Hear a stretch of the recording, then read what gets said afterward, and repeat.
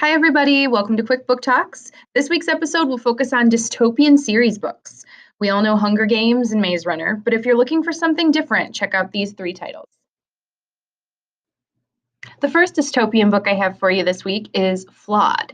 So, this story revolves around the idea that the main character is perfect. She does everything right, she makes all the right choices, and in the society that she lives in the future, everyone should be seen as perfect. You should not have any character flaws or make any bad choices. And if you do, you're branded with an F, which means that everyone can tell that you've made a bad choice or done something wrong and you're flawed in some way. Jobs are not open to you, certain opportunities are not available for you. There's a lot of things that can go terribly wrong in your life if you are branded as flawed. So the main character does everything that she can to not be labeled as flawed until one day she has to make a pretty rash decision, like an in the moment decision. And the choice that she chooses would be labeled as like a mistake or a flaw. And so that's where the story really takes off, and you find out what she's going to do about her life if she does become labeled flawed. The next dystopian series I have for you is The Program. So, this story follows in a new society. In the future, teen suicide will be so rampant that the government has to step in and do something about it. So, the characters in the story are in high school, and every day when they get there, they have to fill out a form where they say, how are they feeling today? And if they indicate anything that makes them seem like they're sad or going to be like, contemplating depression or suicide in any way, they're taken.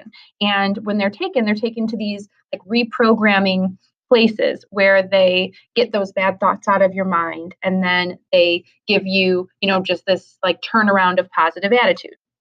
When these reprogrammings are happening, though, they're starting to see that people are returning missing huge chunks of their memories. They don't remember a lot of things about their previous life before the reprogram. And so the main character in the story, it follows a boy and a girl, and they are in this really strong relationship. And after the reprogramming, then that messes with their relationship. And the whole story is them trying to figure out how to get back to each other again, and the whole conspiracy too behind what really actually is the program.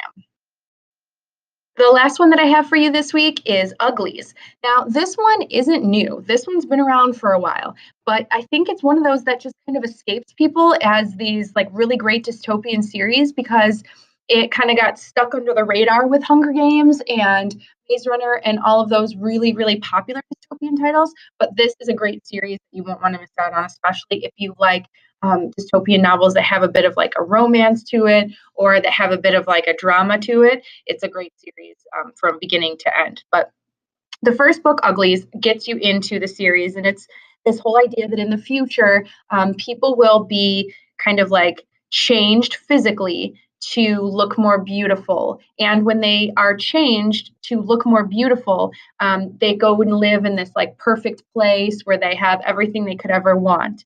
And the people who don't go through the change or don't become pretties, then they live in like a whole other place that's not as like beautiful and doesn't have as many resources and things like that. The story follows a girl who is getting her surgery and she's going to become a pretty.